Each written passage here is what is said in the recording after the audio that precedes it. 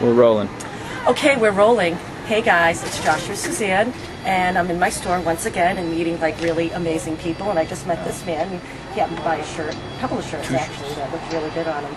And come to find out, he is a journalist. Reporter? You're a reporter. And what is your name? Dan Murphy. And Murphy. I'm the Arab World Correspondent for the Christian Science Monitor. You're the what again? What was Arab World. Arab World. So basically, I do the Middle East, but I don't get Iran. So it's Arabs. Uh-oh, we have an incoming phone call. Could be coming in from the Middle East, you guys. More likely Don Rumsfeld, because I said the A word. Do you have to get that? Gotcha. Hey, break. I'm in the middle of my interview.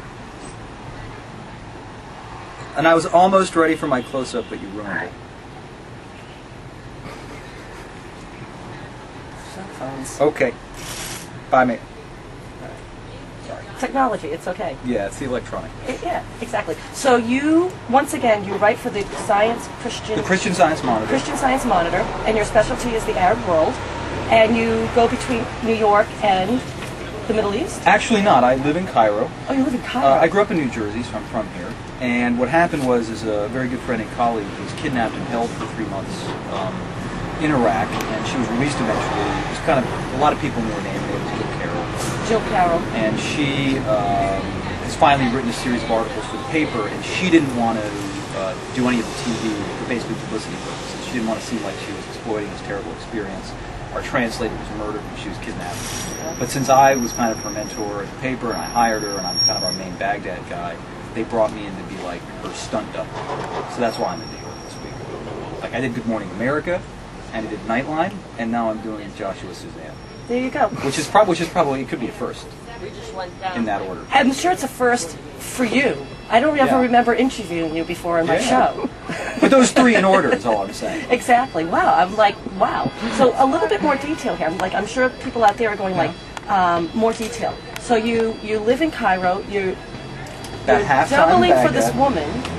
Yeah, just for this week, because there's media interest. You're speaking for her then, basically. Basically, if people have questions about the story, that it's 11 part series. You're kind of like the Scott McClellan for like George Bush. I wouldn't put it that way. Do you sit there and tell Katie Couric? No, I'm not answering that. No, I answer everything. Okay, good, excellent. Did you like Katie? How was Katie? It wasn't Katie. It wasn't. Who was it? And it wasn't Diane Sawyer either. It was very nice woman named Robin. Robin. Who I remembered from like when she did Sports Center like 10 years ago. I've been living overseas for a long time.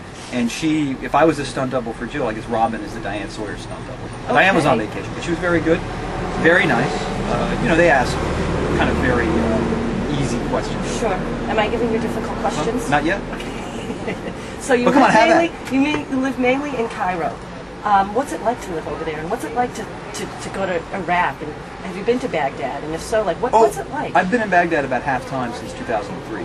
Okay. So what is that like? What does the air smell like? What is give us something. It's interesting. If you get a Hamsin, which is a big sandstorm blowing through the city, and we're getting more and more of these scenes because again, weather issues. Sure. The city looks like the red planet for about half an hour. I mean, literally, everything goes red. This very fine desert clay that flows through the city. And for days afterwards, you can smell, it's not pollution or soot, you smell clean dirt everywhere. Now, the bad neighborhoods of Baghdad, a place like Sadr City, which is a big Shiite slum, 2 million people on the east corner of Baghdad, you smell smells that I've only smelled in like Bangkok shrimp markets at the end of the day, because raw sewage is everywhere, and in the summertime it's baking in 115 to 120 degree heat all day, every day. It's a very funny thing about, one of the things with Baghdad is, you're in the desert, but the water table is very high there, and the sewage system is, dilapidated to begin with, and then the U.S. invasion with a lot of heavy artillery used and aerial bombing, and so you've knocked holes in this sprawling and unmaintained network all over the city, and it just seeps right up. So one of the signature sites of Baghdad, even though you're in the desert, is sort of standing, fetid water.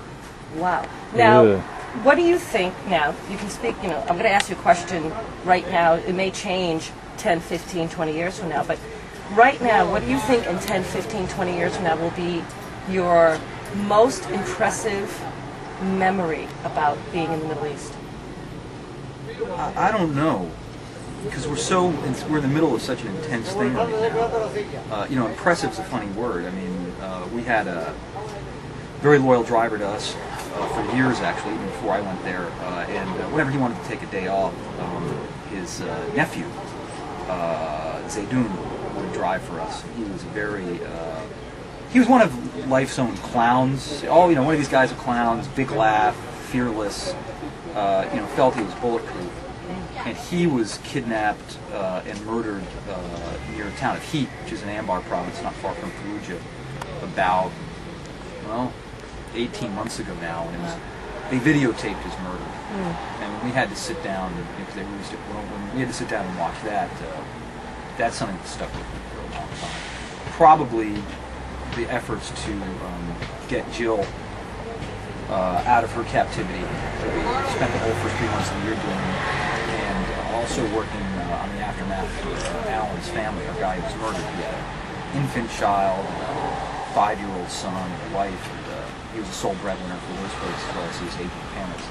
And we've been working to get them to the States. And I think these are the things that are most intense to the States for me. The most beautiful memory I have of Iraq so far is one of the major Shiite shrine days of the year, something called Arba'in, which memorializes the life and death of one of the early descendants of Prophet Muhammad. And people make walking pilgrimages to where his mausoleum is in Karbala. People will walk for 2 weeks from all parts of Iraq. The idea is that you do it on foot. And I went and made a pilgrimage with Jill, my friend, who was kidnapped a year and a half ago. And we were in a crowd of 500,000 Iraqis converging on this 1,400-year-old city, you know, out in the desert. And one of the nice things is the guy whose death it commemorates and his supporters, he died thirsty and hungry. And what I like about the celebration is rather than requiring the celebrants to stay thirsty and hungry to commemorate that, everybody makes sure that nobody goes thirsty and hungry that day. And so it's like a block party for 10, 15 miles where everybody's got water and karkadeh, which is hibiscus juice, which is very popular there, huge vats of Irani. And when they know you're a foreigner, everybody's begging for you to sit down, have a cigarette, have something to eat, talk to us. And sometimes sometimes, you know, my Arabic is poor. It was a lot poorer then, too. So you don't even communicate that well, but that was a beautiful, beautiful day. And you try to hold on to things like that. Right on. Right on. Well, listen, thank you so much for your time. This is excellent. I'm really happy you popped into my store and you were sharing with me and people that are watching us right now a little bit of what it's like to be a journalist over in Iraq. And I'm really happy that Jill, that you guys, you know, were able to. I mean, I remember reading about that, and I really wasn't quite sure if she was. Yeah, I didn't think she was going to make it. Yeah, you know, and she did, and right on. And thank you. Thank you. Cool.